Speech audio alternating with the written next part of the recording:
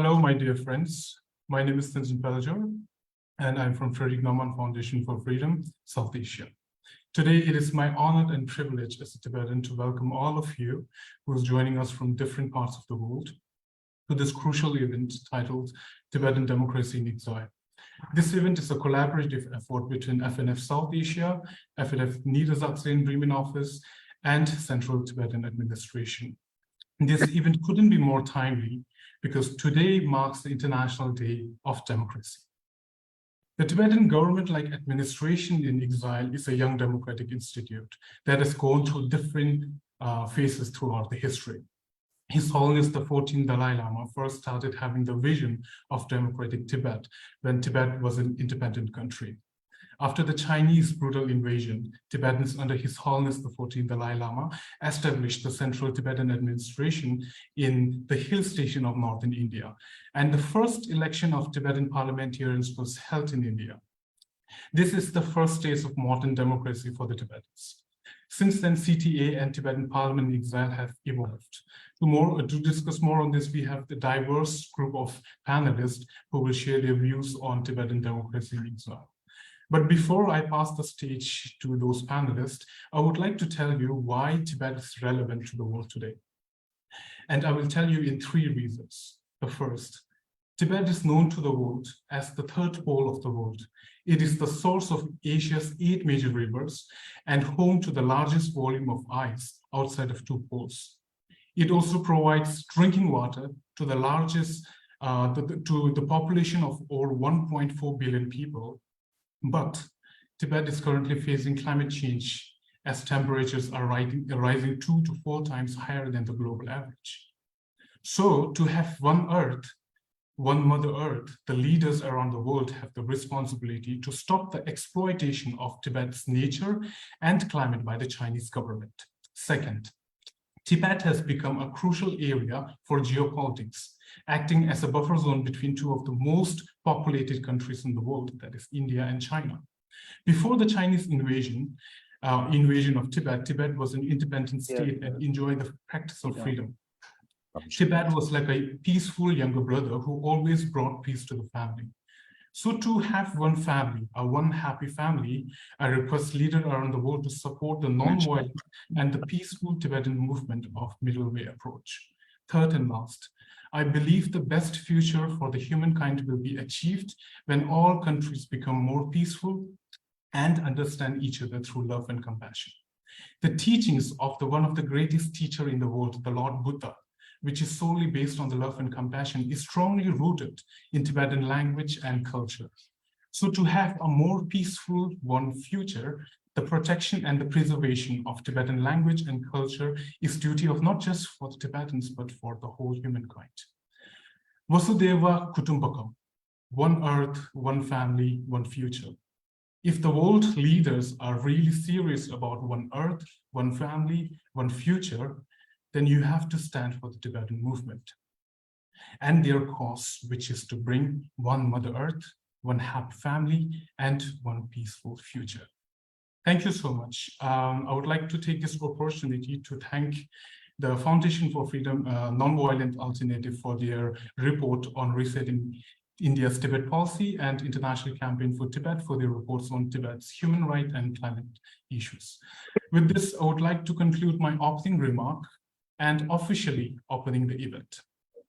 Next, we have the political leader of Tibet, the Sikyong, the president, Mr. Pimbasrinla, to give the keynote address. But before that, I would like to introduce Sikyongla with a short brief.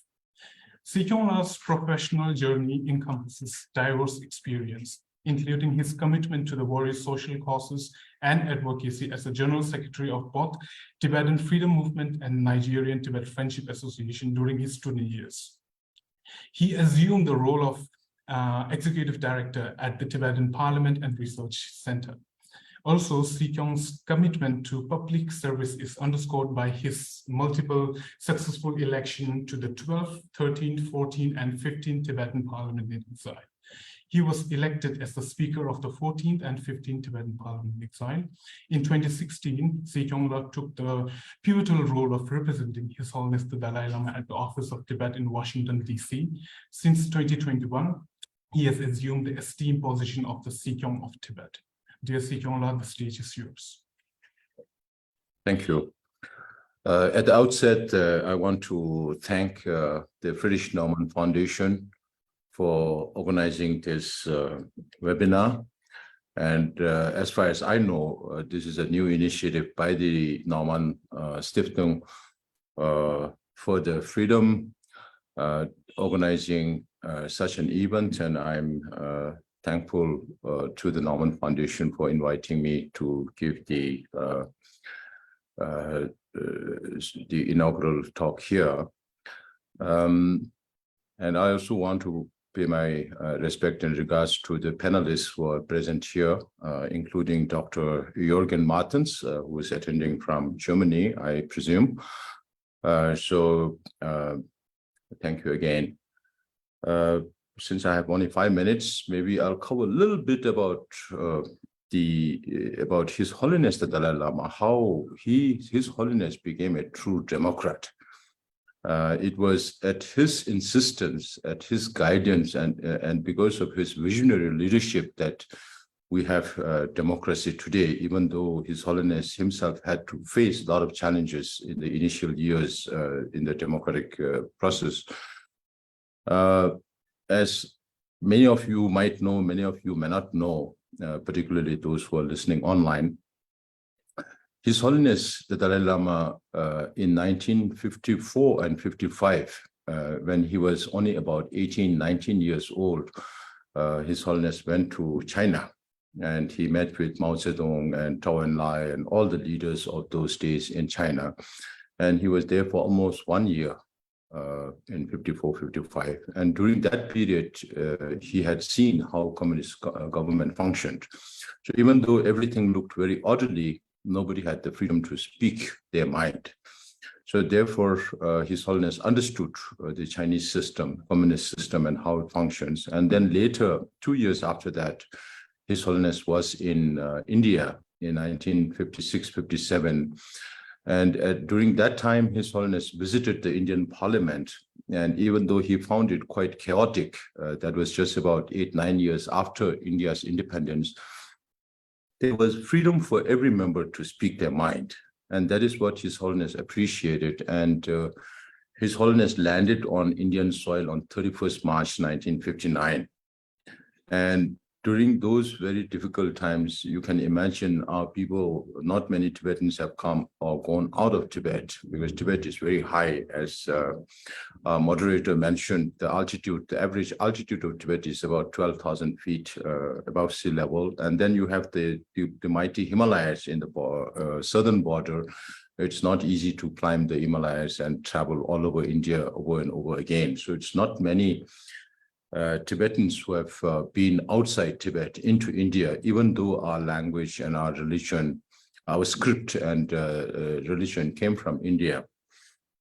So initially in 1959-60, we were going through a lot of difficulties because our people were not used to the heat in India, were not used to diet in India, and couldn't speak the language, even though the script is the same, the spoken language is different. And since many of them died because of these conditions, then Tibetans were slowly put up in the foothills of Himalayas on road construction. So despite these difficulties, His Holiness, for the first time, not even 1 year after coming into exile on 3rd February 1960, advised the Tibetans who were gathered in Bodh Gaya, the place of Buddha's enlightenment, and spoke about having a representative government, a democratic government. And 7 months after that, on September 2nd, 1960, the first parliament gave oath of office. And since 1975, we have been celebrating 2nd of September as Democracy Day. And initially, as you can imagine, it was very difficult because our people had no idea about what democracy meant and what institutions and organs and checks and balances are necessary for democratic functioning. So even though the first parliament members were elected in 1960, the first parliament and the second parliament for almost 6 years were put up in alongside the administration to gain experience about governance. And at that time, they could not take up any legislative work in the sense of a true democratic parliament or a legislative body. But since that time, His Holiness was very, very eager about democracy. And as early as 1961, just 2 years after coming into exile, His Holiness already distributed a draft constitution for Tibet, for future Tibet. And that was circulated, that was discussed within the community, even though it was not at the scale that we could have done today. His Holiness also sought expert opinion from many other people, including prominent Indian personalities. And by 1963, His Holiness promulgated the Charter or the Constitution of Tibet, and that was meant to be a constitution when we returned back to Tibet. And based on that constitution, we functioned from 1960 to 1999 with a lot of ups and downs in our democratic process. And by 1990, again, His Holiness, by 1988-89, His Holiness started speaking about more reforms in democratic system. And by 1990, both the parliament and the cabinet were dissolved, and interim cabinet was formed. A constitution drafting committee was formed at that time in May 1990. And then a special meeting of more than 300 people were held, representing people from all walks of life, including those who recently came from Tibet. So after that, of course, there were a few agendas that His Holiness proposed, because we are still very unique in the sense that we are party-less democracy. And His Holiness suggested whether we should have political parties or not, whether we should have a prime ministerial post or not, whether we should have a bicameral house or not, because we are still unicameral, and or whether we should increase the number of members or not. So we could not agree on all others except increasing the numbers. So by 1991, we had the Constituent Assembly, which adopted the charter that we implement today, because we don't call it constitution because we live in India, and India already has a constitution.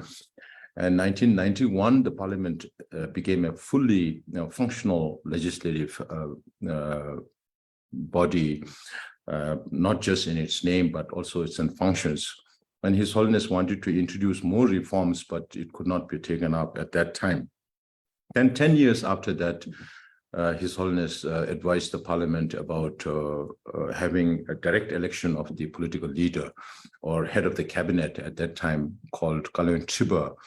And I was in the parliament at that time, and we amended the charter as per His Holiness advice. And from that time onwards, we started direct election of the political leader, and Professor Samdong Rinpoche, who was the chairman of the parliament for 10 long years, assumed this office from 2001 to 2010 for 2 terms, because our parliamentary and TPiE's term are 5-year terms. And by that time, His Holiness started speaking about semi-retirement.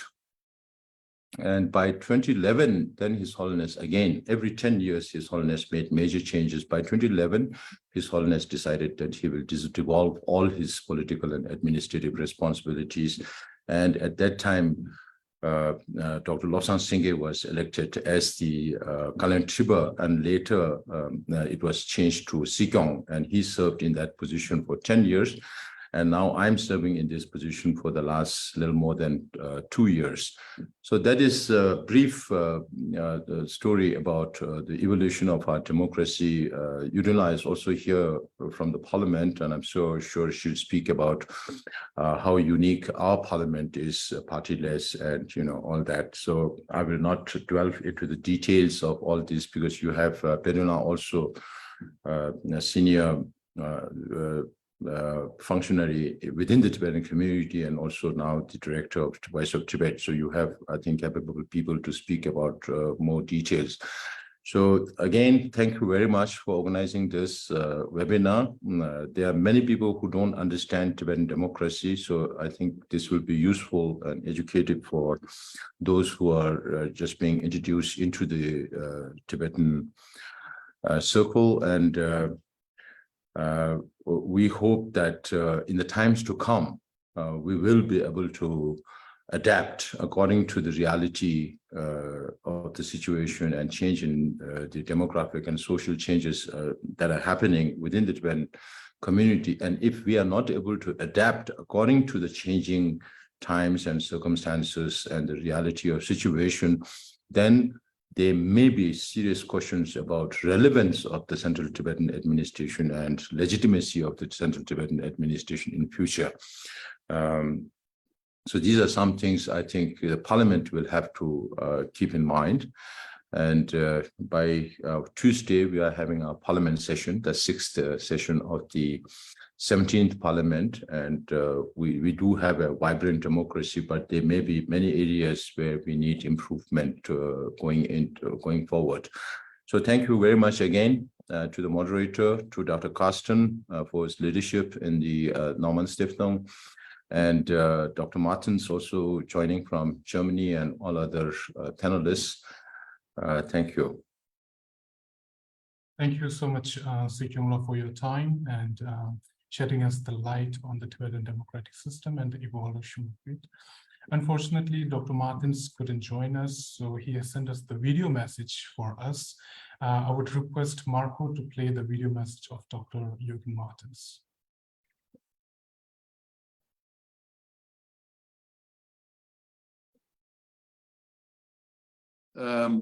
Hello, everybody. I'm quite honored to make some opening remarks to this webinar on Tibetan democracy, hosted by Friedrich Naumann Foundation for Freedom. Thank you for the invitation.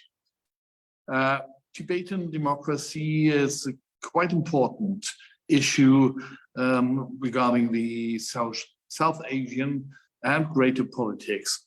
Today in Exile, we see the Tibetan Parliament in exile and the government, the CTA, working for the benefit of Tibetans wherever they may live. And we've been to Dharamsala in March this year, 2023, and we were able to attend the Parliament session and the negotiations with the Central Tibetan Administration.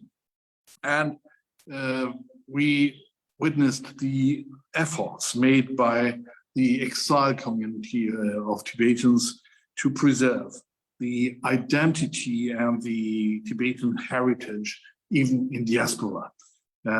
This was quite impressive, and we are aware of the threats put on Tibetan identity in many fields today, especially by the Chinese authorities in Tibet, may it be putting pressure in economic, environmental issues, for instance, in exploiting water resources without regard to the environmental effects and damages done by these kind of activities. And most important is mass immigration from China to Tibet, organized by the Chinese authorities to change the face of Tibet and the Tibetan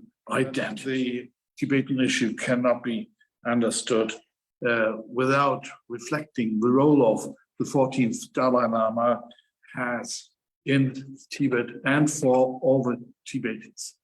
And I'm very glad that I've been very glad that I had the opportunity to attend an audience with His Holiness the Dalai Lama in Dharamsala, and until today he is unquestioned the most important representative of Tibetan identity, and he explained to us that Tibet as home of Tibetans and the Tibetan identity only can be preserved by the Tibetan people itself.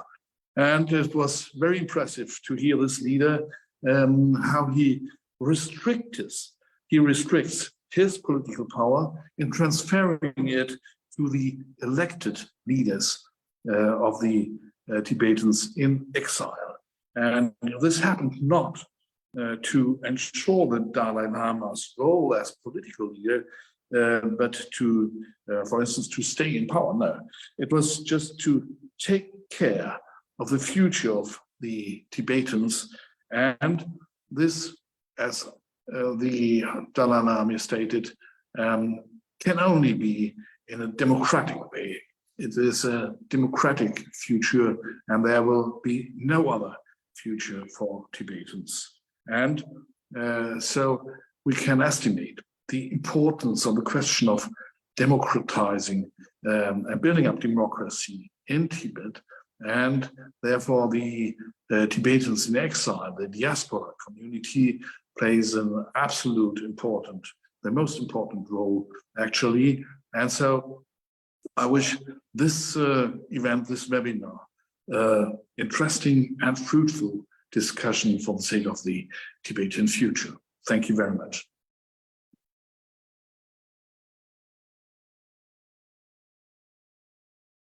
Thank you, Dr. Martins, for your message. We are sincerely grateful for your unwavering support for the Tibetan cause. Next, we have a small introductory video for our audience. The video is created by the Tibet TV of CTA's Department of Information and International Relations. I would request Marco to please play the introductory video for all of us.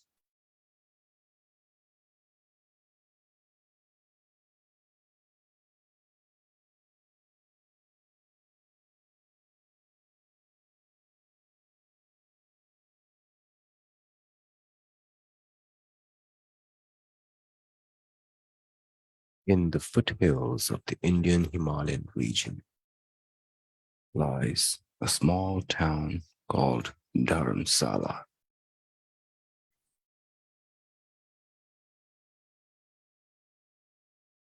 Home to His Holiness the 14th Dalai Lama and a thriving population of Tibetan refugees. It has evolved to be the central base of Tibetans in exile, serving as the headquarters of the Central Tibetan Administration.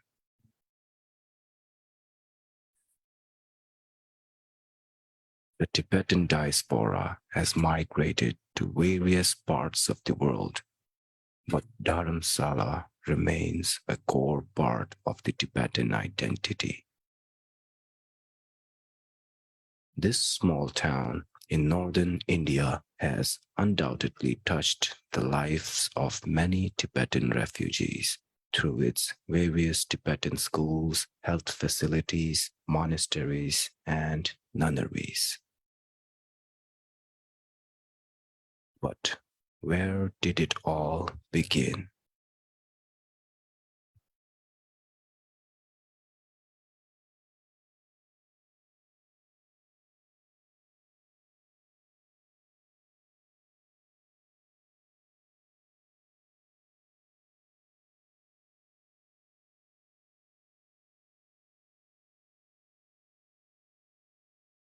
Wonderful.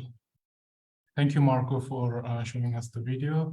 I would like to credit again to Tibet TV for helping us with the video.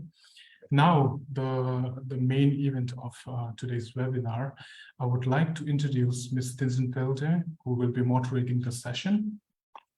I would like to read out her profile so that you would know about a little bit about Ms. Pirla. So Ms. Pirla is highly seasoned journalist with over 2 decades of professional experience.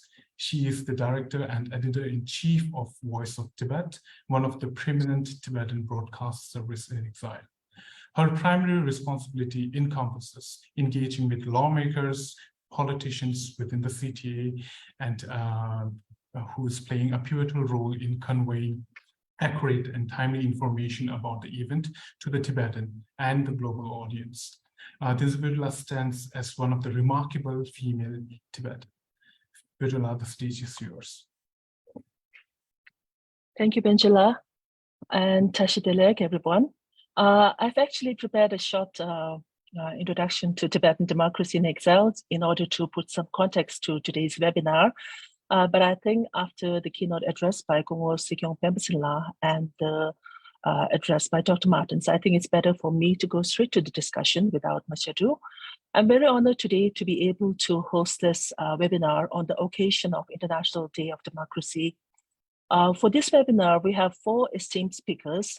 Venerable Gishil Hakdullah and Komputundullah is joining me from Dharamsala, while we have Sri Sujit Kumarji and Ogatang Yudullah joining us from Delhi online. In this webinar, we will talk mainly about the evolution of Tibetan democracy and its relevance. We'll talk about the challenges in sustaining the democratic system and envisioning Tibet's future in the absence of His Holiness the Dalai Lama, and the role of youth in shaping Tibet's future. We'll also talk about the significance of Indian government in supporting Tibetan cause. Before going to the webinar, let me first give you a quick introduction to our speakers. We have Venerable Gishil Hakdullah, who is the director of the Library of Tibetan Works and Archives in Dharamsala. He has been the religious assistant and translator of His Holiness the Dalai Lama for over 16 years. He's also the chairman of the Council of Education at the Central Tibetan Administration and an honorary professor at the University of British Columbia and Delhi University. We have with us Sri Sujit Kumarji, who is a member of Indian Parliament. He represents Odisha in the Rajya Sabha and is currently the convener of All-Party Indian Parliamentary Forum for Tibet. He has a background in law and social entrepreneurship with prior roles in government advisory position. He has over 20 years experience across corporate, government, legal, and non-profit sectors. We also have Ogatang Yudullah, who is a senior elected member of Tibetan Parliament in exile. She is serving her fourth term at the moment and has 22 years of experience working on issues affecting Tibetans and has served in various Tibetan NGOs in different capacities, like the Tibetan Women's Association, Tibetan Center for Human Rights Democracy, and Empowering the Vision Project. Last but not the least, we have Komputundullah, who is the president of Tibetan Youth Congress, which is the largest Tibetan non-governmental organization, mainly advocating Tibetan independence. Gombala is in fact the youngest ever elected president in TYC's history. In his role as the president, he ensures that the resonance of the Tibetan struggle reverberates powerfully through the collective endeavors of Tibetan Youth Congress. So I would like to welcome all the speakers and a warm welcome to all our audience who's joining us online. First of all, I would like to remind our speakers that this is a 45-minute webinar and each of you will have only about 3 minutes to answer each of the questions. We will also take some questions from our audience, which I will pose to the speakers, looking at where the webinar goes. So first and foremost, before really getting into how democracy evolved in the exiled Tibetan community, I would first like to bring in Gishil Hakdullah. Gishla, you have worked as a religious assistant and translator of His Holiness in all these years and have traveled widely worldwide, spreading the wisdom of Tibetan democracy. If you can please talk a bit on the common viewpoint between Buddhism and democracy, because I remember seeing a quote from His Holiness the Dalai Lama saying that Buddhism and democracy share a common viewpoint. So can you elaborate on that, Gishla? First of all, I would like to express my deep appreciation to the Frederick Naumann Foundation, and also my greetings to all the panelists. It's amazing to see all of you, especially on this clear digital screen. And with regard to this question that you posed, that reminded me a phrase that I memorized when I was a student of political science in Chandigarh University, where it says that what touches all must be affected. What touches all must be affected by all. So that's a very important, almost like a slogan in the execution of Tibetan democracy. Now, if you switch on to the idea of Buddhism, the core idea of Buddhism is how can we help all suffering sentient beings, not just human beings, all suffering sentient beings. And there is a teaching from Buddha himself where he says, if you have one quality in the palm of your hand, you have all the qualities in the palm of your hand, and that quality is compassion. So whether you talk about science, talk about politics, talk about religion, these are all human activities. So what we really need is a core principle which is applied sincerely, honestly, without, grasping to oneself alone and things like that. If you do that, everything will be on its track. For example, if you read a little bit about, the special features of democracy, in a democratic country, we talk about equality, assurance of human rights, religious freedom, cultural values, educational rights and opportunities, strengthening of individual opportunities. And we also expect low levels of discrimination and high level of freedom, power decentralization, participation, empowerment of people, participation in elections, change of power after a certain period, equal justice, avoiding conflict, smooth transition of power, avoidance of extremism, and so on and so forth. So when I was reading these few points on the advantages of democracy, if you are a true Buddhist practitioner, all this is relevant and all this must be executed. You should respect everybody, give everybody freedom, should not make any discrimination, So therefore, I really don't need to make a, big statement on this. And it is because of this, the Buddha, at the time of Buddha himself also, anything important to be decided for the monastery, it has to be decided by a community. It's not the Buddha who would, wave the magic wand and then everybody has to follow it. So therefore, I'm not going into any length. I think it's all clear. Thank you. Thank you, Gisela, for that. I would now like to bring in Yudla. Yudla, I know you have been the member of Tibetan Parliament for over almost 18 years now. I firstly wanted you to take us a bit through the evolution of Tibetan democracy in exile, but now that Kung Sikyong Bebasinla has talked detailed on that, I think maybe you can tell us a bit about the uniqueness of the Tibetan democracy in exile and about its relevance. Thank you. First of all, I'd like to thank Frederick Naumann Foundation, the South Asia team led by Dr. Klein. And I want to pay my respect to the esteemed panelists, and it's an honor to be sharing this webinar platform with them. As Honorable Sikyong mentioned, we are very lucky to have the most ardent champion of democracy in His Holiness the Dalai Lama.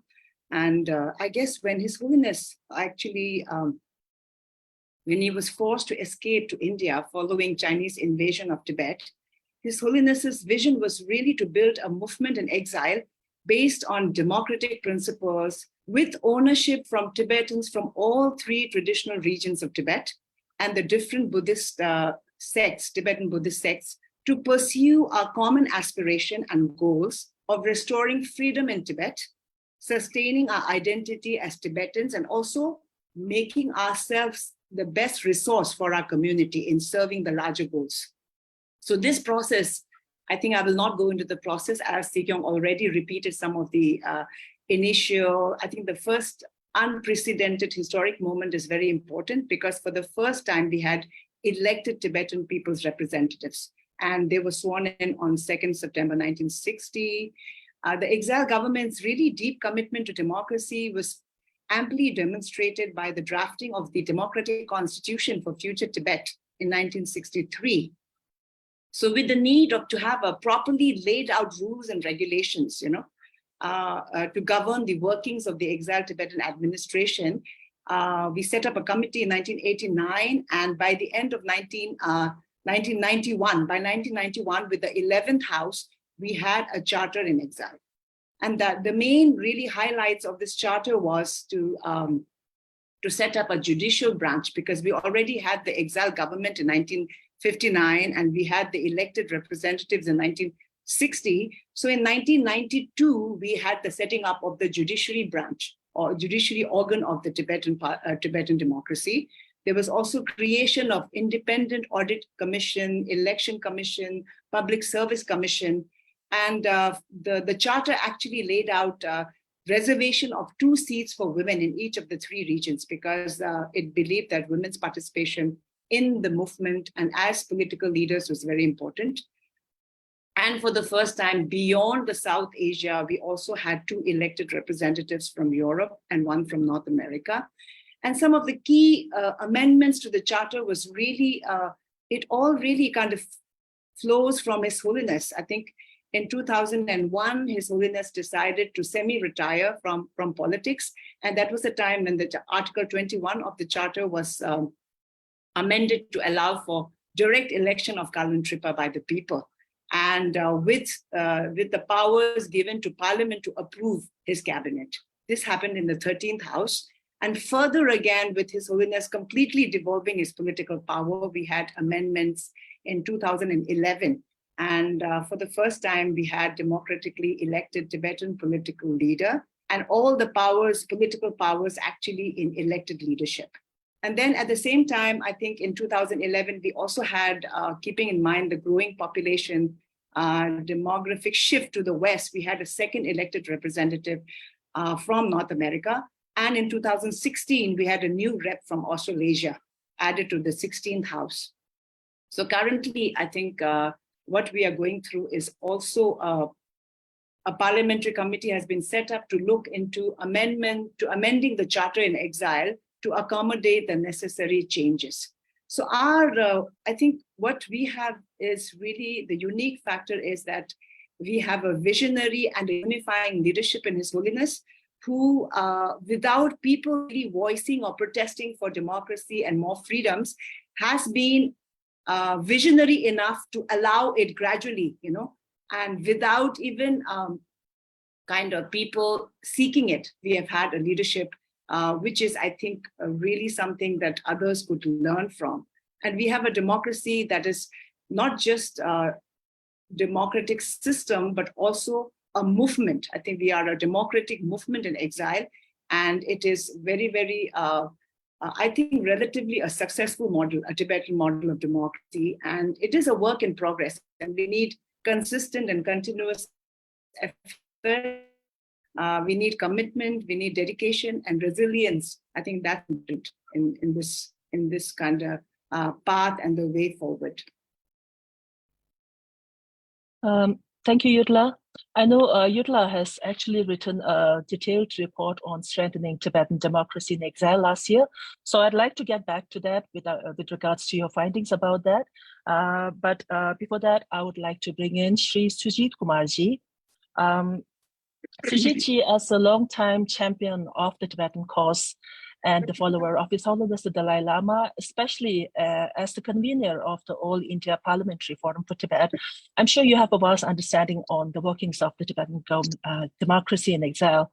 So first of all, I would like to know, because right now both Sigyong Pembasela and also Yudla talked about the uniqueness of Tibetan democracy in exile. So I would like to know from you as a parliamentarian, Indian parliamentarian, about your views on the difference between the Indian democracy and the Tibetan democracy. Thanks, Tanjin. Tasidelek, namaskar, good afternoon. First of all, I would like to extend my greetings on the International Day of Democracy to all the panelists and the audience here. Thanks to FNF for hosting this webinar and for inviting me to be part of a panel. I'm speaking from Pune Airport Lounge. I have a flight to catch to Delhi at 5. So there might be some disruptions in the noise, but I'm trying my best to move to a corner and speak from here.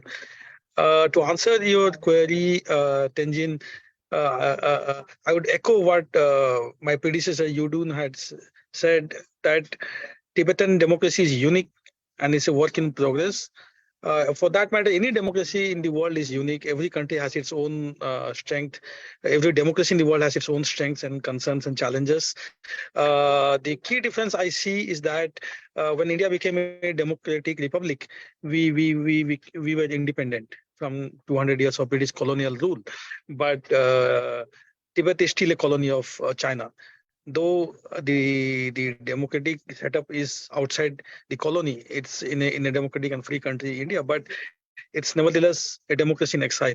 So that makes it very unique, and that I think makes it so special, because there's so much to learn from the Tibetan government in exile, and the democratic experiment that the Tibetan community with the visionary leadership of His Holiness has embarked upon. It's inspiring, and the fact that you have been able to be a successful democracy in such trying and testing circumstances, despite not being in your own soil, despite being despite being a refugee in a foreign country, you have been able to uphold the democratic norms and the traditions and the institutions. And not only has democracy survived in the government in exile, but it also has become more and more entrenched and more vibrant. That speaks volumes about the Tibetan people and His Holiness leadership, and the fact that Venerable Gyatso was also speaking about Buddhism and the commonalities with democracy. So this attests to that. And I think what appeals to me really is the fact that the Tibetan democracy is so inclusive, so representative. Pretty much every part of the world is represented in the government in exile, in the Tibetan Parliament. That I think is pretty similar to the Indian democratic setup, because we also have a parliament where every state of the country, pretty much every district of the country is represented. So I think Tibetans from all walks of life, from every region, are represented in the leadership structure, and this really is something we should really highlight, because when India talks of being the largest democracy in the world, when India takes a lot of pride in stating that we are the mother of democracy, I think the parallels with the Tibetan democracy also needs to be highlighted. And also I think there is a lot of lesson, a lot of message, that a lot of inspiration that we can draw from the Tibetan democracy to resolve conflicts across the globe, in promoting minority rights, in promoting autonomy within regions of the world. So I think there are really powerful lessons that I draw personally, and I would appeal all of my fellow Indians to draw from the Tibetan democratic setup. Thank you, Sujitji. I know you have a flight to catch on, so while you are We have time. We have time. Yeah, I would like to follow. Flight is slightly delayed, so we have time. All right, I would like to follow up with another question with regards to Indian government's stance on Tibet and its significance to Tibetan cause. I remember while speaking with you, I'm reminded of an event in Delhi where you were chided by the Chinese embassy for taking part in a meet with Tibetan parliamentarians in Delhi. So I would like to know, in such a scenario, what are your thoughts on the Indian government's stance on Tibet and its significance? Well, you did. Well, glad that you referred to the letter which I received from the Chinese embassy. That's not the only one. I've received almost half a dozen letters from the Chinese embassy, which I treat with the utmost contempt it deserves. So every time I speak on behalf of Tibetan people or on behalf of the Taiwanese, I get these letters from the Chinese embassy. So leave that aside. Let's leave it aside. But now coming back to what India and the Indian government can do to support the Tibetan cause. Are we doing enough? Well, I would be the first one to say that no, we are not doing enough. I think yes, India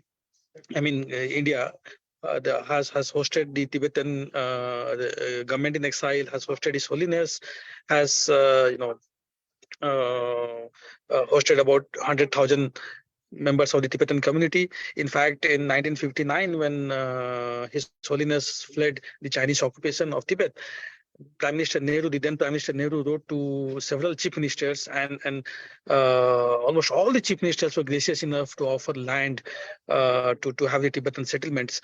Most prominent being Nijilingappa in Karnataka, where you have the largest settlement. Orissa, my own state, and the former chief minister, late Biju Patnaik, was one of the ardent supporters of the Tibetan cause. So over the years, I think India has has tried its best to keep the issue alive, to garner international support. But somehow I think that the Indian Parliament or the Indian government is slightly diffident when it comes to openly calling out China and its treatment of the Tibetan people there. The cultural, the religious genocide that's going on in Tibet. Not many MPs are unfortunately aware of the issue, and I openly admit it. Not much discussion happens about Tibet in the Indian Parliament, which I hope will change. But I justify this again. It's a qualified justification. There is no logic that. There's no logic why we shouldn't be more articulate and more vocal in our support for the Tibetan cause and our Tibetan brothers and sisters. But I think, a typical Indian MP represents 25 lakh people. That is like 2.5 million people. So some MPs even more. So they are so burdened. The demand on an Indian MP is so intense and humongous that we get bogged down in our day-to-day life with our constituency and with our political work. So that leaves us really with not much time to focus and support other causes. And also very few Indian politicians are aware of the issue. I think it's shameful that it's not only about Indian politicians, but I think most politicians across the world feel that Tibet is an internal issue of China. Okay. Tibet is not an internal issue of China. It's an unresolved political dispute which needs to be resolved, which unfortunately not many people generally and politicians specifically are unaware of. So I must compliment the members of parliament, honorable members of parliament from Dharamsala, who have visited states and Yudun and her colleagues were in Odisha and West Bengal, interacting with civil society members, interacting with university students, interacting with politicians from across the political spectrum. Educating them about the Tibetan issue. And my primary role as the convener of the All-Party Parliamentary Forum on Tibet is this: to bring the issue of Tibet, to bring the it's the biggest tragedy of our times. What's happening in Tibet? China just walked into Tibet and the whole world was silent and is still silent. And over 1 million Tibetan children are in concentration camps, so to say. The language, the culture, the religious practices, the human rights is being decimated on a daily basis, and we are not doing enough. So my role as the convener of this parliamentary forum is to bring these issues to the limelight, to ensure that the Indian government walks the talk when we talk of being largest democracy, when we talk of human rights, when we talk of Vasudhaiva Kutumbakam. It's incumbent on us as a vibrant democracy to support our Tibetan brothers and sisters as well. Sorry, Tenzin, long answer maybe. That's fine, Sujitji. I would now like to bring in Gombala.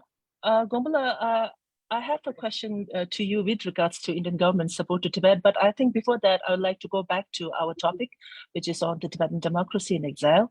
Gombala, as the president of the Tibetan Youth Congress advocating for Tibet's independence, I was wondering what is your thought on when it comes to the representation of Tibetan youth in democracy and their participation? Is our youth being represented enough? What are your thoughts on that, Gombala? Thank you, Penula. Tashdile and greetings to all. And I'm glad and honored to share this webinar platform with eminent learned speakers. I want to thank Dr. Klein and the Friedrich Naumann Foundation for organizing this webinar and giving me an opportunity to speak. So as the topic and the question goes, even during a very dark period in 1959, His Holiness the Dalai Lama has a vision to invest in a democracy and non-violence through a democratic process to unify the Tibetan people and bring all under the one structure to struggle for our common cause. With this visionary guidance, His Holiness the Dalai Lama bestowed this democratic structure and the institution to our exiled Tibetan community. So in a democracy, we can have a different opinion, view, thought, but at the end, we all must be unified for our common cause. So healthy debate, discussion, and constructive criticism are the beauty of democracy that we must cherish and we must carry forward. So I personally believe Tibetan democracy and exile is a learning or a test model for Tibetan. So with the good experience that we learn in India, we have to share our experience and give it to our brothers and sisters who have suffered under the brutal Chinese authoritarian state. So I consider it's a test model for us as a Tibetan, and also a test model for the other refugee or other community. They can replicate Tibetan democracy model. So the youth member in all the community or globally are considered to be an agent of change. So the young people have historically played a vital role in a social and the political movement that push for the positive changes. So the youth energy, youth passion, willingness to challenge the problem can bring a democratic reforms and address the critical issue. So for us, Tibetan youth have a very much vital role to play in the democratic institution and democratization of our Central Tibetan Administration. So far, many of youth are showing the keen interest either in participating in the electoral process or registering their own voter list in the general election. So Tibetan youth must be informed with their duties to take active participation in the democratic process. Meanwhile, they have a duty, they have a responsibility to have a healthy democratic practice. Moreover, we are the victim by the Chinese Communist government in the social media platform. There are many kind of malware or the hoax or the fake news that is spread by our enemy. So we must be counter that with the fact account. We must be counter that with the correct and the accurate information. So for that, the youth have a more kind of responsibility to shower. So we can't, as a Tibetan youth, we can't be shy away or we can't be denied the responsibility that we have in our shelter. So as the saying goes, all our elders have always advised us, Maung Pyoki Sonsa. This means we are the future seeds of our nation. So we have a huge responsibility to carry on. Thank you, Birla. Thank you, Gombala. Yudla, I would just like to bring you in here because right now Gombala referred to the Tibetan youth as the agent of change and as the future seed of Tibetans. So I think when we are talking about youth, I think we cannot not talk about women. Even though half of the world's population, women continue to be underrepresented as voters, as party leaders, and elected officials around the world. So I was wondering whether, what do you think? Is it the same case in Tibetan community? Petula, actually, UN has this very big, kind of publicity campaign which says women holds half the sky. And that is true in our case also. In the Tibetan world also, women are almost this, half the population. And I think women's role in shaping Tibet's future has been really immense, but it's been understated and maybe not recognized properly, I think in terms of, in the field, whether it's in the field of education, overall development of the society in exile, women have led as founders of educational and social institutions, whether it's the Tibetan Children's Village or Tibetan Homes Foundation, or NGOs like Tibetan Women's Association or Tibetan Center for Human Rights and Democracy, and numerous other NGOs. I think women have led, both as educators, as social workers, as community development workers, caregivers. I think women have really been in the forefront, and when it comes to the political side also, if you look at the March 12th Parliament, Tibetan Women's Uprising Day, which we celebrate every year on commemorate on March 12th, women continue from March 12th, from the Tibetan Women's Uprising until now. Women have always been very active in the Tibetan freedom movement as well. And in the exile scenario, just now, if you look at visible political leadership, we have, over the years, we have had about 10 women ministers, including 3 in the current Kashak under Sikyong, and 2 women deputy speakers, one that is now in our 17th house as well. We've also had 1 Sikyong candidate. But I think in terms of legislatures in the parliament, there was a time when there were no women legislatures at all. So in the 11th house, after the charter was kind of set up in 1991, there was reservation, and because of the reservation, we now have, about in the current parliament, we have about 10 women, but there was a time when we had 13 women in the 15th house. So that's the maximum we've had in as women legislatures, and I think so. When we look at the invisible hand of women in kind of really sustaining the Tibetan culture, language, identity, because all that happens on a daily basis. And our movement is really based on sustaining our culture, identity, and language, right? And where does that happen? It happens in the household. And who is behind that? I think it's the cultural, nurturer, that the role that woman takes, in the household, whether it's the mother, the grandmother, or the sister or the wife.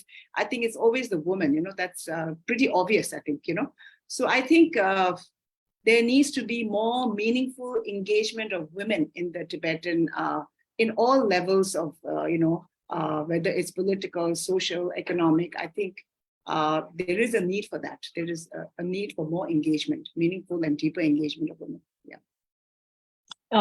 I think Sikungla in his keynote address mentioned that ours is a vibrant democracy, but there are a lot of areas which needs to be worked on while adapting to demographic and social changes of these times. So I want to go back to your report, Yudla, which you have launched last year. I remember reading that, and I think in the list of challenges that you have written there, I think the few things that I noticed was about China's use of power to create dissent in the community, and also about the continued dependency of the Tibetans on His Holiness, the Dalai Lama. I was wondering, why did you say that?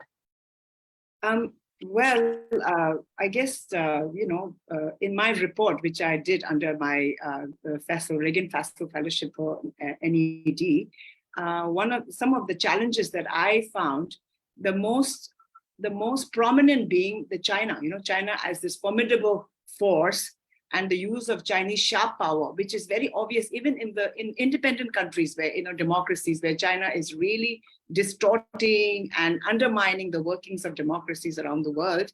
So its power, its reach, its resources, and its motive to create internal dissension within the unity of the Tibetan movement cannot be overstated. I think it's very, very obvious that China will and always has played a part in creating, internal disharmony among us. The second point that I mentioned was really the challenge to our democracy really is the heavy dependence on His Holiness. Despite His Holiness devolving his political power, it is his vision that that he wanted to prepare us in a democratic setup. But I think Tibetans, because democracy was bestowed on them by His Holiness, they always look up to him.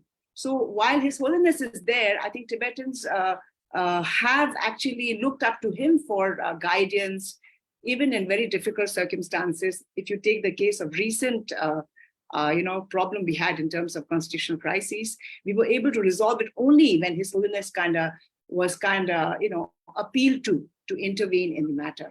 So that's how it has been, and I think we need to really move on and be more responsible, and take full responsibility of the political matters as envisaged by His Holiness. I think it's very important.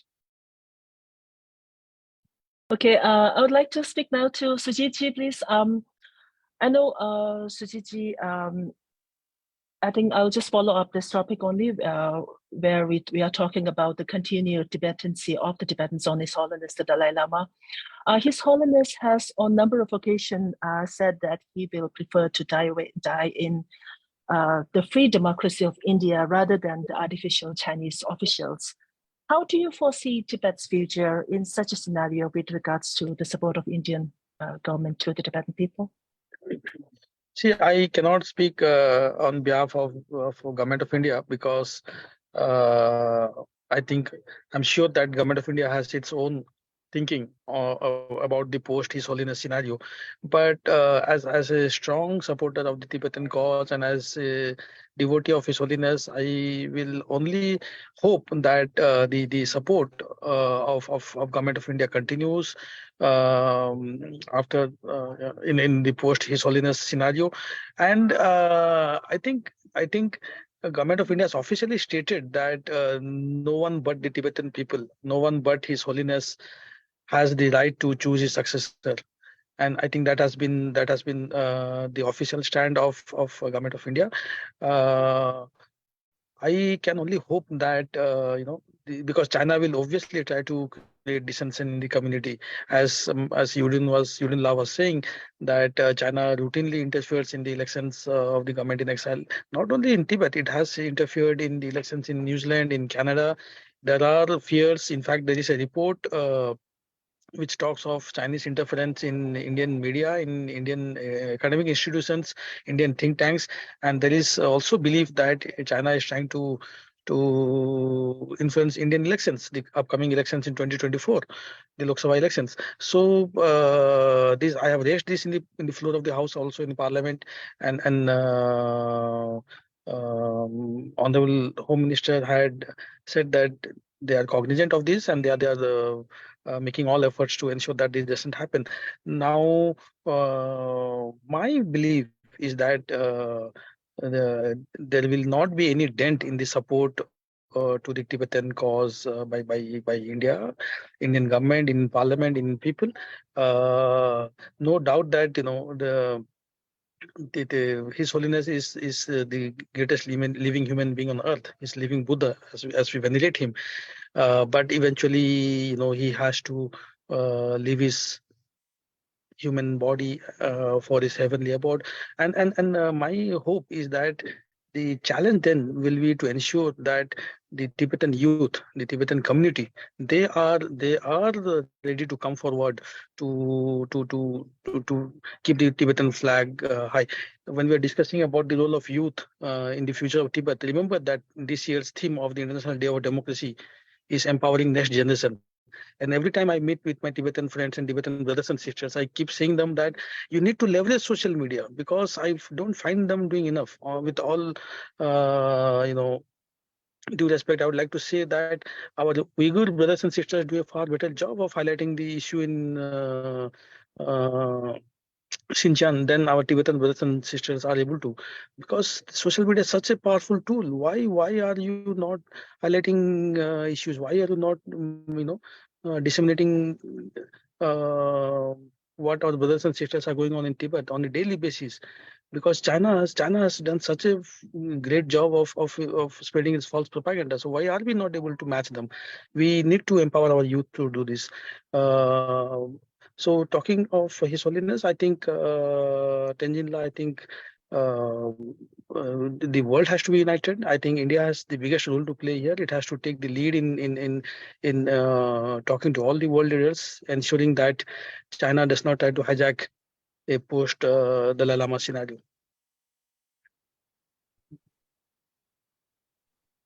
Before I let you go, Sujitji, I think we have a question coming in from our online audience. It says, how can the Central Tibetan Administration or the Tibetan community enhance, optimize, and maximize the impact of their strategic advantage through their relationship with India? Yeah, I think the question is forwarded to you. Do you want me to repeat the question? Yes, please. How can the CTA optimize and maximize impact of their strategic advantage through their relationship with India? I think you spoke a bit about the role of youth also, but I think if you would like to speak more on that. Correct. I think the fact that the CTA is housed in India, which is a proud democracy, itself is a huge advantage, because the coalition of the like-minded, whether it's US, whether it's Germany, whether it's Japan, whether it's India, these are all countries, Australia, these are all countries which are vibrant and proud democracies, and they would like the world to be democratic. They would like to see democracy succeed in the Tibetan community as well. So I think India has convinced the world through its successful experiment over the last 75 odd years that democracy and development can go hand in hand. and this is a great, I think, inspiration for the Tibetan model of democracy as well. Secondly, economically now India is really doing much better than it used to in 80s and 90s and the early 2000s. So there are a lot of opportunities for the Tibetan community, not just in trading, not just in doing the kind of work which are generally associated with the Tibetan people, but technology is such a powerful now, driver of Indian economic growth. And I really hope that the Tibetan youth are also able to leverage this. We are talking of a $1 trillion digital economy in India in the next 2-3 years. That is 20% of our GDP. So I think, we need to see more and more Tibetans as software engineers, as management professionals, as successful entrepreneurs. So really, I think the hope is that the Tibetan youth will make the most of the opportunities that lie in India and elsewhere as well, wherever the community resides. Thank you. Thank you, Sujitji. Gisela, I would now like to know, I think I would like to continue a bit on the topic where we are talking about a scenario where His Holiness the Dalai Lama is not there.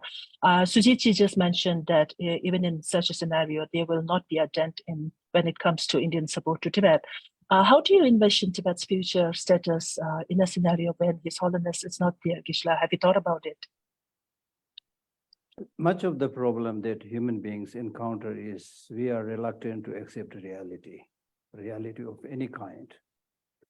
So if you are ready to accept the reality, then, not ordinary human beings, but great stalwarts like His Holiness is also under the law of impermanence. He will also one day be gone from, among us. So that is a reality which we should accept right in the beginning. And what is important is not only accept the foreseeable reality, but we should, more important than that is we should be prepared. How are you going to fare well after His Holiness is not in the scene? This reminds me request that the followers of the Buddha made to Buddha when he was passing away, when he was on his deathbed. The followers, they wept, they were very sad, and said that when you are gone, it's really like the sun, going away. So there will be only darkness. So who would you appoint as your representative? Then the Buddha said, when I'm gone, I'm not going to appoint one person as my representative, but my teaching is my representative.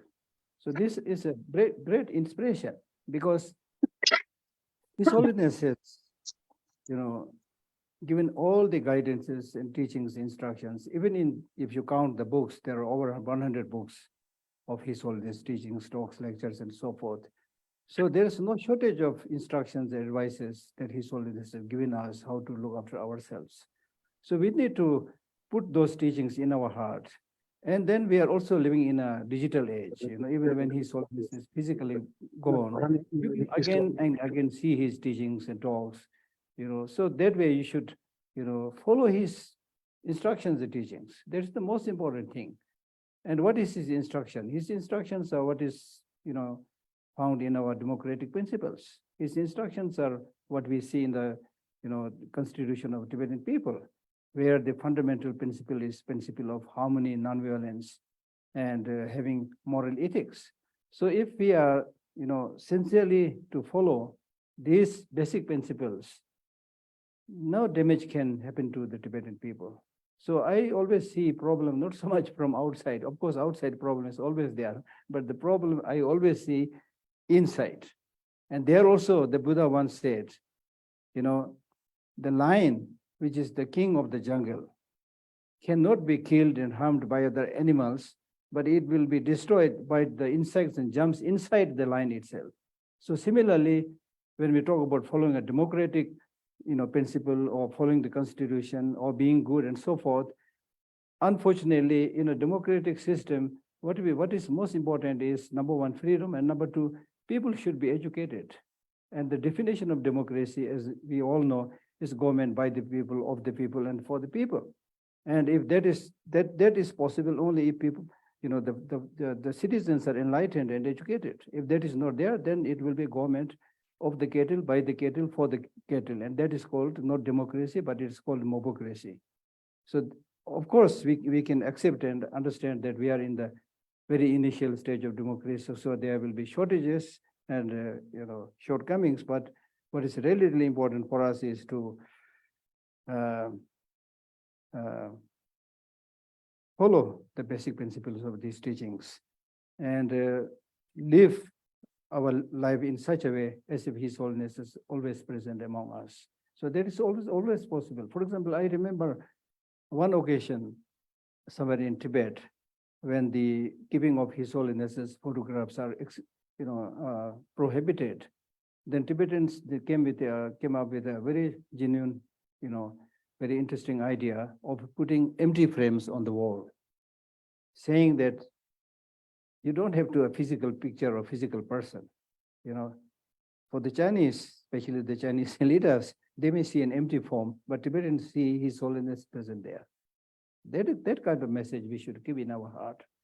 Like, for example, Buddha lived 2,500 years before, but still we follow his teachings.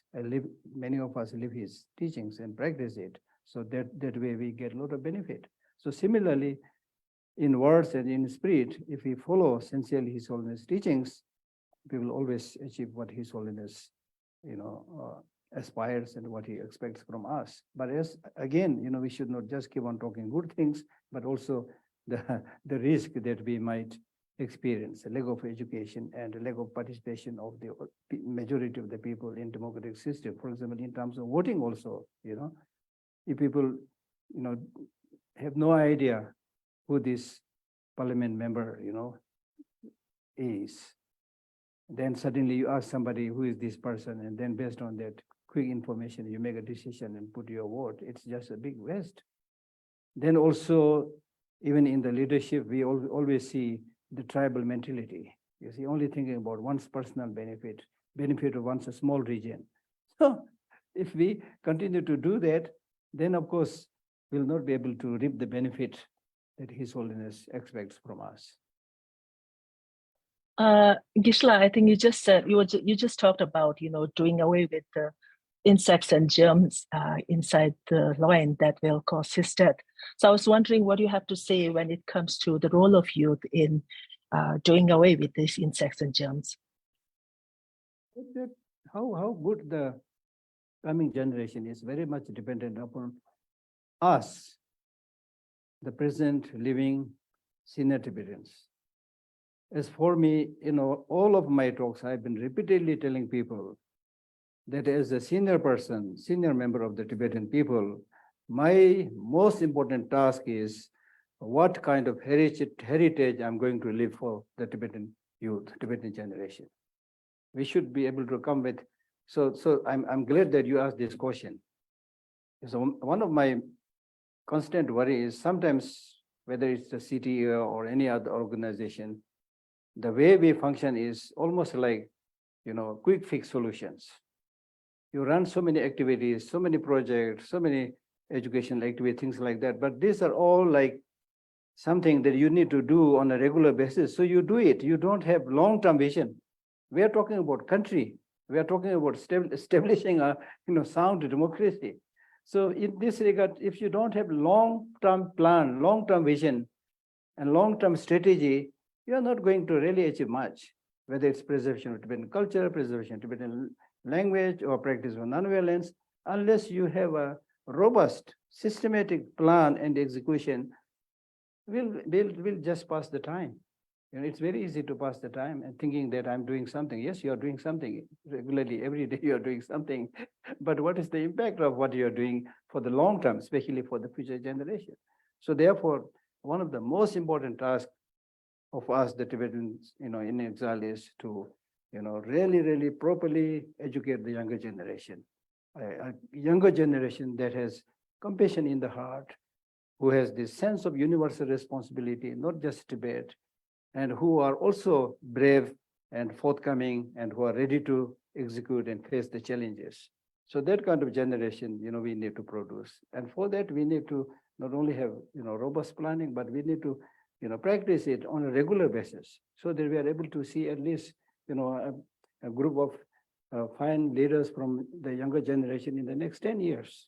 So that we can do if we are committed and if we have the vision. So that's the most important thing. Thank you, Gishla. Gombola, do you want to add on to that with what Gishla said? And more importantly, I also wanted to know your thoughts on what Sri Sujit Ji said earlier with regards to the role of Tibetan youth. He talked about the youth not being able to leverage social media to our cause, and that our younger brothers are doing better in this case. So do you agree to that, Gombola? Yeah, so first I want to thank Sujit Ji for his frank and openly suggesting and guiding Tibetan youth to be a more active. So the Tibetan youth, all the youth are this day native with the technology. So we have a moral responsibility to broadcast, to draw more support for our genuine cause. So Tibetan youth have a more responsibility to be active in a social media, to draw more support for our genuine cause and to spread the just fact of Tibet. So this is I'm completely agree with the Sujit Ji reminder, and I also would like to urge Tibetan youth who are watching this live program as a reminder by a very good friend of Tibet and a very eminent Indian member of parliament. So it's our duty and responsibility of Tibetan youth to be active. So as for the Geshe-la's the first answer to your question. So I'm very much accepted and I'm very much inspired by the Geshe-la's answer, especially accepting the reality. So we as a young Tibetan activists, it's a very difficult to imagine the absence of His Holiness the Dalai Lama in our freedom movement. So as a young Tibetan activist, we never imagine and expect the absence of current His Holiness the Dalai Lama in our freedom movement. So for that hope, we are struggling. So we are keeping the hope that His Holiness the Dalai Lama will return in a free and independent Tibet. There will be a reunion of a Tibetan inside and outside. So this is the hope that we are sustained, and that is for the hope we are struggling. But we have to accept the reality. So His Holiness always advise us for the younger generation, hope for the best and prepare for the worst. So for the worst scenario, Tibetan youth must be committed enough for the cause. We must learn what we have to do. We must be study what is our responsibility. So this is my personal view. And whenever I interact with the Tibetan youth, I always say that we don't have a choice. Being born as a Tibetan, we don't have a choice whether you to say I am activist or not. So we are born to be an activist. Being as a Tibetan, we have to fight to be fought. So innocent Tibetan people who are still suffering under the brutal Chinese rule. So we are the voice of innocent voices Tibetan people, and it's our duty to work for our cause. Yes, this is the answer I want to. Gombola, just a quick question from our audience that is forwarded to you. He says, what are the 2 activities that you will implement to engage and empower Tibetan youth to sustain Tibetan democracy? So you were just talking about, hoping for the best and preparing for the worst. So if you talk it in the context of, preparing for the worst. Yes, so the active engagement of Tibetan youth in the electoral process is very important. So as a Tibetan youth, I'm currently in the Tibetan office bearer of Tibetan Youth Congress. So Tibetan Youth Congress for very long, for almost 4 or 5 decades, we have contributed for the democratization of a Central Tibetan Administration. So from the election of Central Executive Committee to the Regional Working Committee are conducted based on election. Moreover, we are conducting annual and general body meeting, which we are participated by a number of new youth, so they can experience how to practice, how to engage in involvement in a democracy. So my first suggestion is to actively engage in the Tibetan Youth Congress and other civil society organizations which is affiliated with the Central Tibetan Administration and working for the Tibet cause. And second one is for the young Tibetan youth who has settled in the scattered different cities. They must be actively engaged in the Tibetan community. So after the high school, during the college day, or when you are settled in the many of Indian city, it's your responsibility to keep in touch with the Tibetan community. It's your responsibility to update with the information from the Central Tibetan Administration website and other sources. So we, as a Tibetan Youth Congress, we organize a different kind of leadership training and the other organizations do the same. So it's your kind of responsibility. We as an office barrier, it's our responsibility to organize. It's the youth responsibility to collaborate and to participate.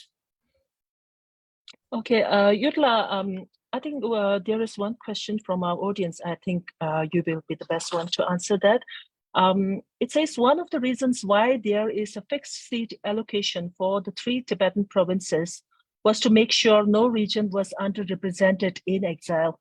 Generations later in exile, do you think these concerns are still valid? Are there still meaningful differences between the Chokosum in exile when it comes to needs and wishes of their respective voters? So I think, Yudla, going back to your report, I think you have written about that when you were talking about your recommendations. So maybe you would like to speak a bit on that. Yeah, actually, if you just look at exile reality, there are so many realities, right? We have multiple realities also. So like Gishila was mentioning, that we have to accept reality. The reality in exile is different from the reality that is inside Tibet. So as a democratic system, and also not forgetting that we are a movement in exile, I think that was the vision of His Holiness, to make sure that whether you are less in number or more in number, you're trying to bring the diverse voices. It's an inclusive kind of democracy where the minorities and the majorities together own, have a sense of ownership of the whole movement, So I think that is crucial. So as long as we remain a movement in exile, I think there is a need to have a representation of all the 3 provinces. I think it is important. Yet sometimes, I don't know, there is all these thoughts that I, as a parliamentarian, when I work in the parliament, I think sometimes that, okay, we don't need this, this division. Maybe all of us as Tibetans can, elect representatives from all the 3 provinces. That could also be one solution, So all kinds of thoughts come, but at the same time, I think there is a need to have that representation from the 3 provinces, because ultimately, when we go back, our vision is really to get freedom for Tibet. And when we go back, we have to have a representative democracy, right? So with that in mind, I think it is important. And yeah, I think it is crucial with that regard. One more question for you. The development of a more inclusive and open environment for diverse viewpoints is essential, of course, for the democratic growth of any community. So therefore, what's your opinion on the public atmosphere in terms of accepting different ideas and opinions as compared to the early stages of democracy in exile? You mean currently in the parliament? How Yes. the acceptance? Yeah, I think repeat that's your what is. question? Yeah. It says that the development of a more inclusive and open environment for diverse viewpoints is essential for the democratic growth of any community. So what's your opinion on the public atmosphere in terms of accepting different ideas and opinions as compared to the early stages of democracy in exile?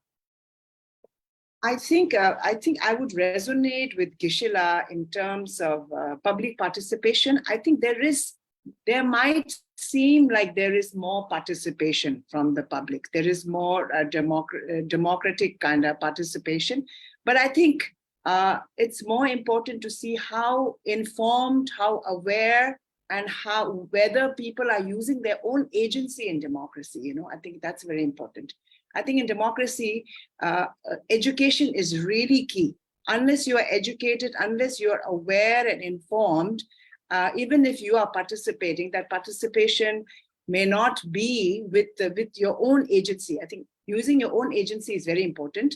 They might look like, there might be this kind of facade of having little more, participation is more in elections as well. But as Gishila said, even in elections, people are not really aware and not educated and not informed. And even in the parliament, I think when we are having opinions, I think in that sense, in the parliament, the debate has been much more open. People are expressing their views. They may get, flack for this or that, depending on people's opinions, I think. But there is a much better, relatively more open and debate and diverse views being shared in the parliament. Yeah, just as we are speaking, I think just for the information, I think it's good to know for the audience that the parliamentary committee is right now actually working on the amendment to the charter, right? So I was just wondering what are your expectations from that, and whether you have written your expectations about that in your report also when it comes to amendment to charter.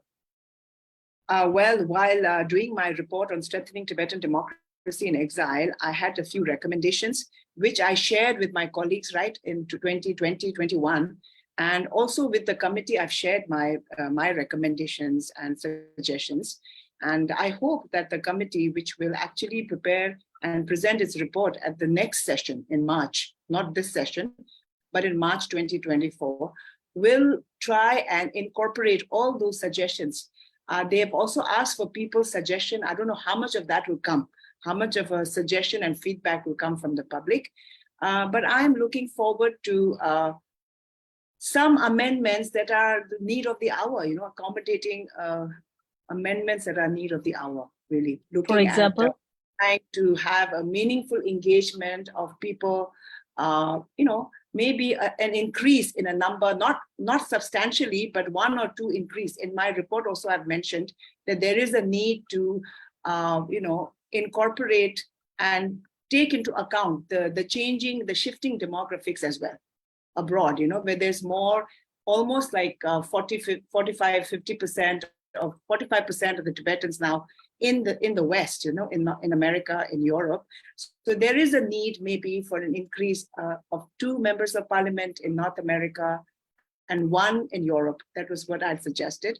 And then reducing, equivalent from the 3 provinces. Maybe if there are 3 increase in outside India and the Indian subcontinent, maybe 3 can decrease, And at the same time, in the standing committee, which is really the powerhouse of the parliament, there could be an increase of the members of the standing committee from 11 to 15.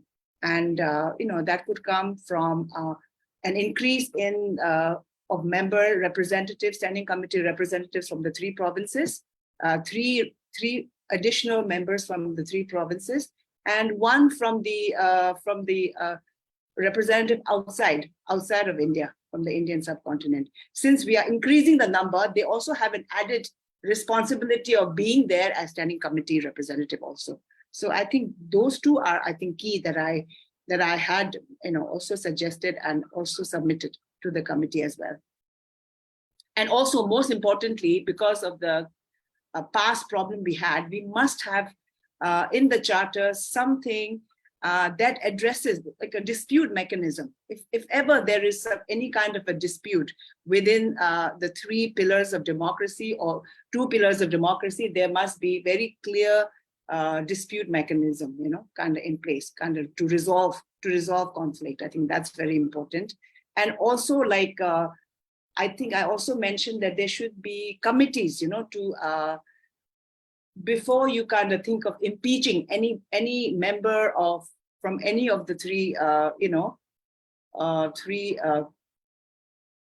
pillars of democracy, whether it's from the Kashak or from the judiciary, or there must be an investigative committee, very important, a streamlined, and also how the process of nominating or approving should also be the same. Whereas sometimes you have 50% of the members present, sometimes it's 50% of the original number of the parliament. So that should be streamlined, I think, across all the appointments. So some of those things, mentioned. Yeah. Thank you for that. I think Sujitji has just left. I have one question for him, but I think it's time for his flight. Gisela, I think there's another question on one important topic. He says, do you think in our democracy, church and state should be separated? So I think I would like to have a response to that from both Gopala and Yutla too, but first Gisela, what's your thought on that? Yeah, to a great extent.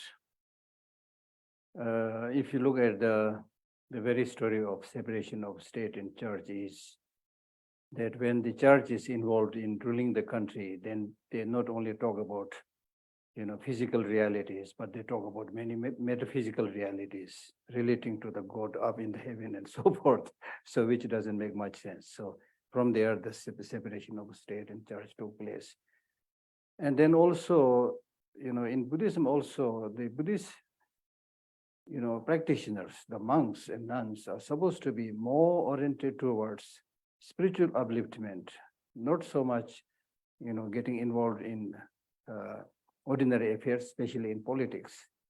There are countries like Burma, I think, where not only the monks cannot fight for post or election, they cannot even fight for an election, so strict. Then I think in Bhutan, the monks can participate in election, but they cannot again fight for post. So there are many good examples there. And that is actually one reason that His Holiness, one reason, out of many reasons, one reason that he revolved his political power is he clearly said that not only one person ruling the country for many years is not only healthy, but especially when that country is ruled by a religious person. He said it's outdated. So we can follow the same example. And especially if the monks, at all, if they participate, then they should really be a role model for improving the whole process of democratization. They should not become focus of. Yeah, I was wondering what is. So I think as much as possible, I think the monastics, the monks and nuns should pay more attention to education, culture, and bringing more unity, harmony among people, rather than directly engaging in politics. Of course, we don't have political parties to engage in rigorous, fighting and so forth. But still, as we are all human beings. So once you are in that political stage, you will not be able to manifest the best part of yourself. So which doesn't really send a good signal to people who are watching. So in that sense, I think it is a good idea to have this separation. Separation doesn't mean that you cannot at all, participate, for example, election and things like that, which I really want everybody to, participate in it. But apart from that, engaging in directly in politics, I don't think is a very good one. I mean, that's my idea. Yeah. Thank you, Kishla. Gumbala, do you have anything to add on to that? Because you are the president of Tibetan Youth Congress, and I think you should speak not just for yourself, but you represent the whole group of Tibetan youth. So what is your thought on this? So as I mentioned earlier, Tibetan Youth Congress has immensely contributed for the democratization of our exile government. So in late 80s, TYC suggested to have a voter kind of right to all the voters, Tibetan voters, to vote for the 3 traditional candidates of 3 traditional regions of Tibet. So the 8 Tibetan Parliament in Exile tried to implement the suggestion which is made by Tibetan Youth Congress. There was conducted a preliminary election, but with the objection from some group, so they couldn't have the final election. So in the meanwhile, TYC with our general body and annual body meeting resolution, we are keeping the suggestion and we are keeping a special minutes, special kind of agenda for the democracy and the kind of contribution that TYC can make. And the moreover, the establishment of National Democratic Party of Tibet is the contribution made by TYC for the democratization of our exile government. With regard to the question, the current question, so there are many contributions which is made by the His Holiness. Obviously, is our root guru, and he guided us all. In terms of a political or in religion. Apart from His Holiness, many of the revered lamas and the tulkus and rinpoches have contributed in the past. So for the future, so it's up to the Tibetan people. So it will be decided during the Tibetan general body meeting, and it's up to the Tibetan Parliament in Exile to decide whether there needs any kind of changes in the current format or not. Thank you. Yudla, what do you feel on that? Given the fact that His Holiness the Dalai Lama has already stepped down from his political role, what do you think as a parliamentarian yourself? Because Kopala just mentioned that it's up to the Tibetan Parliament also. So what is your take on that? As somebody who has been, I'm serving my 4th term in the Parliament. And when I first came in the Parliament, I was very I was thinking that anything is possible when you want to, when you wish it, right? But that's not the case. You know, the parliament works on a majority the format is that, you know, when you want something, when you want a change, it is the will of the majority, right? And for something like this, for a change in the charter, it has to be 2/3 majority, right? So I think if the majority wants that, it can happen. And as long as the majority does not want that, it will not happen. Something that is already there, I think it's very difficult to dismantle. And you can see, you can think of ways around, you know, to kind of do things differently. I think you can be, you know, I think you really have to look at how the majority is, because otherwise you'll be banging against a wall if you want, because parliament doesn't work on an individual's whims and fancies. It goes with the majority will, and there is a voting, and the 2/3 majority will decide whether things will change and what will be amended and what will be brought in, what will not be brought in. I think that all will be considered with the majority will, I think. And that will be a process. Democracy is always a work in progress, and it is a continuous work in progress, I think, you know. So we need to see where, how we can, you know, how we can gauge the situation. I think it depends a lot on gauging the situation, yeah. Okay, I think we are running out of time, but before wrapping this up, I would like to bring in Gumbala again, because Sujitji was before talking about Indian government's support to Tibet and its significance. So I was wondering, since Gumbala, you as an activist, I was wondering what are your expectations from the Indian government when it comes to supporting the Tibetans' cause? Do you think are they doing enough? Is it enough? Yes. So, hello. Yeah, India gave refuge to His Holiness the Dalai Lama and Tibetan people. And so for the last 6 decades, the solidarity and the support we have received from the government and people of India, it's remarkable. So we, the Tibetan, are very much indebted with all this solidarity and support, but we expect more. So India, as a leading democratic nation, have a moral responsibility to safeguard the victim nation, especially those who are victim by the Chinese Communist government. Secondly, for the geopolitical reason. So for the century, Tibet acted as a buffer zone between the two giant nations, India and China. With the China illegal occupation of Tibet in 1959, India lost this buffer state. Now the China, in all the Himalayan region, from Ladakh to Arunachal Pradesh, more than 3,000 kilometers, China is making attention over and again, creating attention over and again. So this, for the Indian national security, it's very much important for India to openly support our Tibet cause. And the third one is for the environmental and the water resources. So Tibet our country is known to be the third pole and the water tower of Asia. So many of the rivers like Indus, like the Brahmaputra, like the Mekong, which has originated from Tibet, and it's give a livelihood to the millions of downstream Indian states. So now the China is either diverting or is polluting the river. So it will be directly impact the downstream states and nation. So for the India national security and for the security of India water resources is very much important for India to support Tibet, call for an independent and openly support Tibet.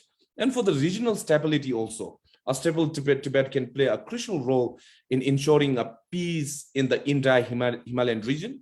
By supporting the Tibet, India can foster a cooperation with the neighboring countries and strengthening its ties with the Asian nation, which expressed the concern of regarding the China influence in this region. So the fifth very important point is India's shared value on one earth, one family, and one future, Vasudhaiva Kutumbakam. So Asia rise in the 21st century requires the cooperation, trust, and the mutual respect among the major players. By supporting the Tibet cause, India signifies its commitment to a pluralistic and the peaceful Asia, more importantly, leader of Asia and of the global South, as an example in the recently concluded G20 and the slogan, one earth, one family, and one future. So with all these 5 reasons, it's very much important for India to be a more vocal internationally and India to have a concrete national policy on Tibet. Thank you. Yitla, do you want to add on to that? Yeah, sure. I actually want to add on this because we recently concluded advocacy visit to 3 states. And Mr. Sujit Kumar is not there, but I really wanted to thank him for his support in Odisha. We wouldn't have had a very vibrant interaction with university students there if not for his support. So I think what we are really wanting, in this advocacy visit also, we made it very clear that we really want help from Indian, not just the Indian politicians, but Indian people to counter the fake Chinese narrative. And then we were there as advocacy, through our advocacy visit, we were there to present our Tibetan narrative, which is the original narrative that we as Tibetans must own. That's very important. And then secondly, we really wanted India's help in, as civil society also, it doesn't have to be only at the political level. We want Indians to really emphasize the historical independence of Tibet.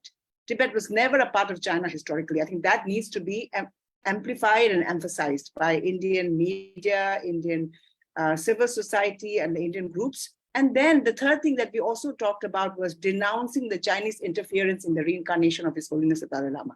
Because China is interfering and will continue to interfere, not just in His Holiness's reincarnation, but in other high lamas also. So Indian government can do that. That is something that is maybe at the political level by the members of parliament can denounce the Chinese interference and recognize that Dalai Lama is the sole authority on his determining his reincarnation. And of course, the environmental issue, which is also impacting India very, very strongly as a downstream country. So we really want India to talk about a global action against environmental destruction inside Tibet. That's also very crucial. And I think the thing was also to recognize the Central Tibetan Administration. We are talking about, democratic government in exile, but where is the recognition? So we want recognition from some forums, whether it is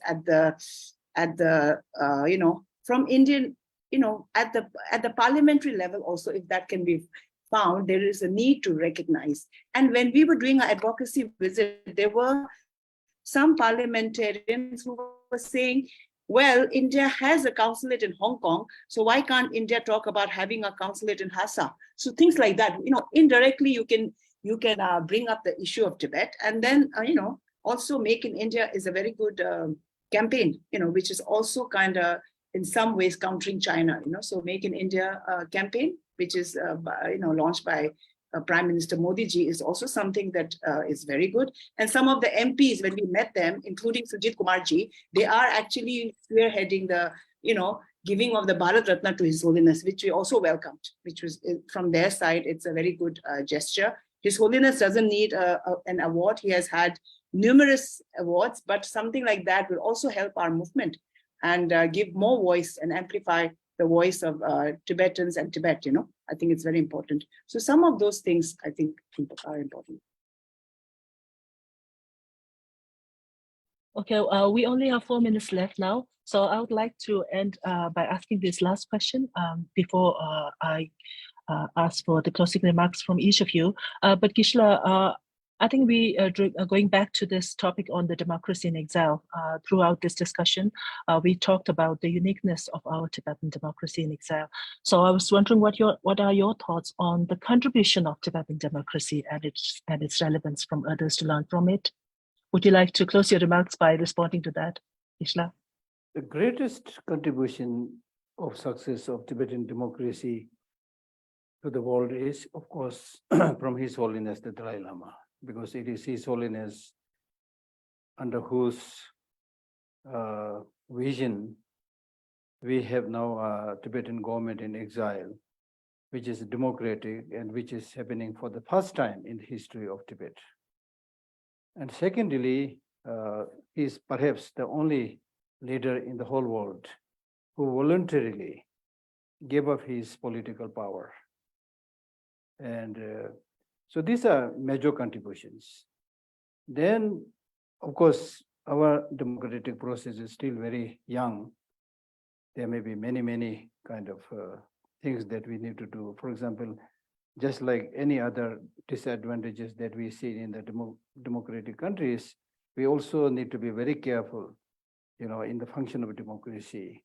Because normally when we talk about the disadvantages of democracy, then we talk about like slow decision, too many unnecessary discussions, political inefficiency, interference from pressure groups, donations determining election outcomes, short-term thinking of politicians, being opportunistic, voting for self-interest, corruption, and so forth. So we need to be, I'm not saying our democracy is all these faults. What I'm saying is we need to be very careful about these things. But at the same time, when we talk about the contribution, one, contribution that really stands out, which I'm very proud of, and I have been saying this to many people, is if you look at this present Central Tibetan Administration, it's a corruption-free government. You can't imagine, we are more or less surrounded by so many countries full of corruption. So this, there may be many achievements like this, but this one stands out. So I would like to mention this, but we need to be careful, about many other pitfalls. Yeah. Thank you, Gishla. Gombula, any closing remarks? You only have a minute for that. Thank you. So, yeah, it's we already discussed. We are very much privileged with the bestowed by this democratic institution by His Holiness the Dalai Lama. So we must consider this as a testing tool or the learning experience. So with the learning experience that we are having here, we have to hand it over it as a pure gift to our brothers and sisters who are still suffering under the authoritarian state. So when we achieve our free and independent Tibet, this is the experience that we can share and we can freely run our own government. So with that hope, we have to struggle for the cause. And this, I want to request the younger generation to take active part in the democratic institution, democratic process, especially for working for the just cause of Tibet. And thank you very much, organizer, for organizing this event and having me here. Thank you. Yeah, Pedro, like everybody said, democracy really is a continuous work in progress. We have to continuously work at it. A system being democratic is very good. We have a democratic system and we have people participating. But more importantly, I think for those of us leading or even Tibetans generally in every strata, whether it's government or non-governmental, we must really be open to learning, listening also, because it's not just about talking, right? And then practicing democratic ideals, because if you don't have those values, there's no point in having a system and participating if you do not have those democratic values of equality, respect for diversity, and for the dignity of others in our daily lives. I think like Gishla said, democracy is more about day-to-day practice of the values. If you don't have those values, then the democratic system may be like just a framework, and it may not work very successfully without those ideals. And I would also say that it's very important to promote meaningful engagement of youth. And when I say youth, I hope that women are also in that, because I don't think we need to segregate youth and women also, So at all levels of decision making, I think it would be good to have women and youth also as taking more active and meaningful participation, because it is necessary for a healthy and vibrant democracy. I think it's very important. Most important is the daily practice of imbibing of those values of democracy, democratic values. Yeah. Thank you. Thank you, Yudla. Thank you, Gombula, and thank you, Gishla. Sujitji has already left. I know there are a lot of questions unanswered. We still have a few questions from our audience, but I'm sorry, we don't have the time for that. I would now like to request Dr. Carsten Klein to give the concluding remarks. But before that, I would like to give a short introduction to him. Dr. Klein is the head of the regional office for South Asia at the Friedrich Naumann Foundation for Freedom. He has held that post since 2020. Dr. Klein's professional career has been geared towards international interactions. He initially served in the German armed forces before transitioning to civilian life. He joined the Foreign and Security Policy team of the Free Democratic Party in the Bundestag and later managed FTB parliamentary groups in 2 state assemblies. Subsequently, he oversaw the department responsible for the international concerns at the Federal Employment Agency's Central Placement Office for Foreigners and Specialists. Dr. Calvin Klein, please. Thank you. Yeah, thank you very, very much to all of you for this extremely insightful discussion. And I may say, dear panelists, we are not only amongst good colleagues, we are amongst friends, and I'm very, very happy to see you again. Thanks, Geshe-la. Thank you very much, Honorable Sujit Kumar, Honorable Yudon La, and Gonpola, and of course, Tenzing Palden and Sikyong and Dr. Martens, and above all, dear participants. I have seen in our list many people who are really interested in the Tibetan path from South Asia, from various nations around us, from the diplomatic community, from the international community, and of course also from our Friedrich Naumann Foundation.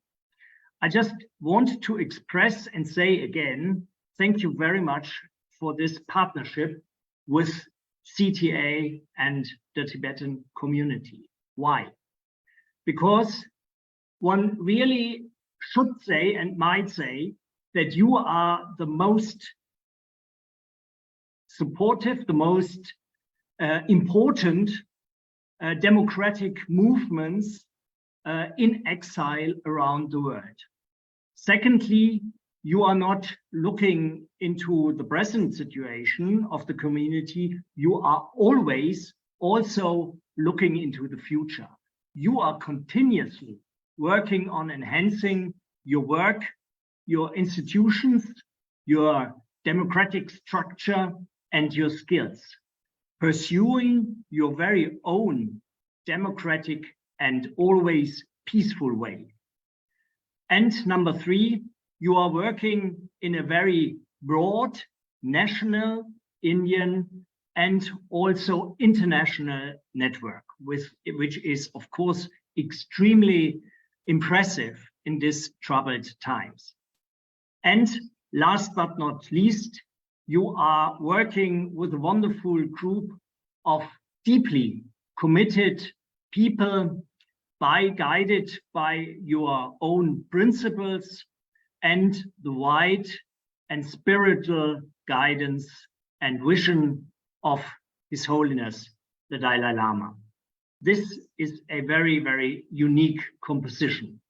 And let me also, as Friedrich Naumann Foundation here in South Asia, say we are extremely happy and proud to have, especially with Assad, and therefore also with other organizations on the ground in Dharamshala and beyond, since 1998, a very strong and tight ribbon of good cooperation. We, in this particular context, have helped parliamentarians from all around the world coming together, exchanging not only on Tibetan affairs, but also on other international striking questions. We are working together with you on educational matters, women empowerment, also capacity building for younger stakeholders. Well, altogether, we are working together with you in the integration of Little Tibet into various programs and international networks. We are very happy that we had the Sikyong coming to Europe and to Germany. We are very happy to have always a contribution of experts from Tibet in our seminars around the world. And of course, we are extremely happy to have parliamentarians visiting Germany next month. And last but not least, let me please underline that this kind of webinar on Tibetan affairs will be continued. Actually, this is the first of its particular form this time, and we are very happy to continue with this form of bringing interesting information to a broader audience inside South Asia and also beyond South Asia, by trying to gain a very balanced and positive image on the strife, the permanent strife on Tibetans for democracy. So thank you very much, dear esteemed panelists. Thank you again to Sekyong and Dr. Martens, to the audience.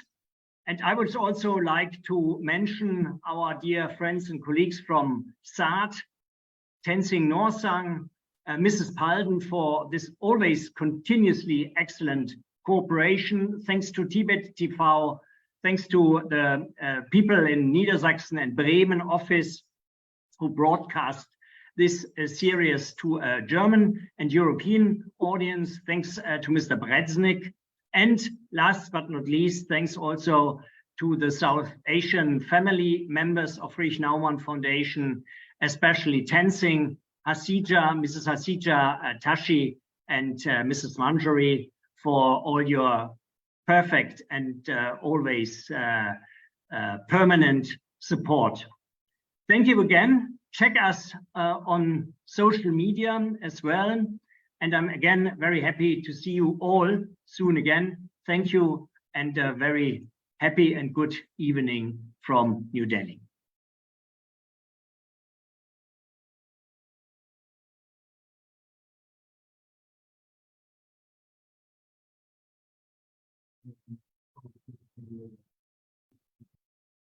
Thank you, everyone. Thank you, thank you, thank you so much. देखिए आपने वो room setup किया conference room हाँ